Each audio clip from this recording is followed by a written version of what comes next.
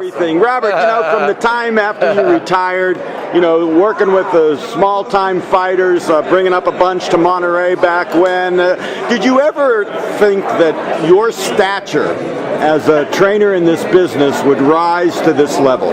Never did, Jerry. When I first started doing it, as you remember, with Felipe Campa back in the Bay Area, it was more just fun, something I decided to do after my boxing career, just for fun. Stay involved in boxing, but never thought I'd be in the position where I'm at right now. But I'm loving it.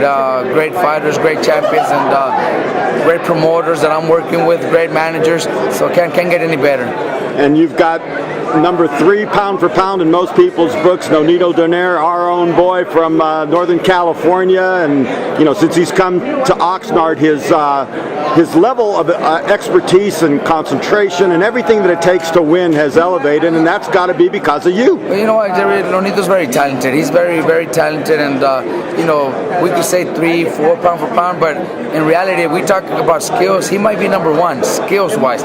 But we can't take nothing away from Mayweather, from Pacquiao, who's 8-time world champions. That it's going to be hard to have somebody like Nonito do. But skills-wise, I think Nonito might be even better than all those guys. But they got their spot, and that's where they belong. So Nonito's just doing a great job. He trains hard and always comes out and performs well. I got to ask you, are we missing out on some fights because of the animosity between Golden Boy and Top Rank? Well, that's between them. I think Top Rank's got great fights that they're bringing to the world. Oscar De La Hoya does the same. He's got great fights that they bring to the fans, and it would be nice to have some of those fights between fighters that they promote against each other. But in reality, they're both doing a great job, and they both come up with great shows. So, do we need to see it? No, we would like to, but we don't have to.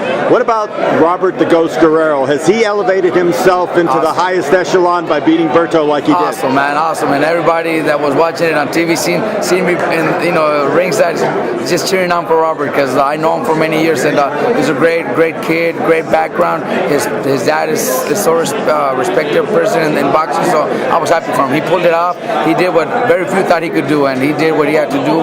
He came in, bullied, and became a true welterweight that night. Finally, with Rios, what's on the drawing board for him, and is the sky the limit? Well, right now in the position that he's at, they're talking about maybe a Pacquiao fight in the future. That's what we're here, and that's our job. That's what Brandon wants. That would be a huge fight, big, exciting fight for the fans. So just can't wait to see what happens. Tell us about that absolute war fight of the year that you were involved in.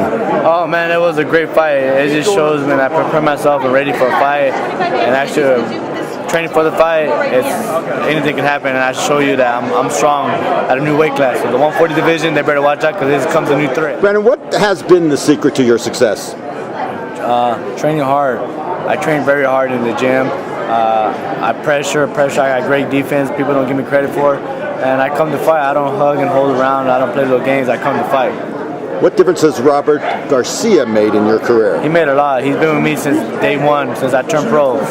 He was there with me. It's like I told Robert the other day, Robert, you made me, I made you, because I was your first world champion, and you was my first trainer that turned me to a world champion. So we both made each other, and we're still doing this. We're still going up to top.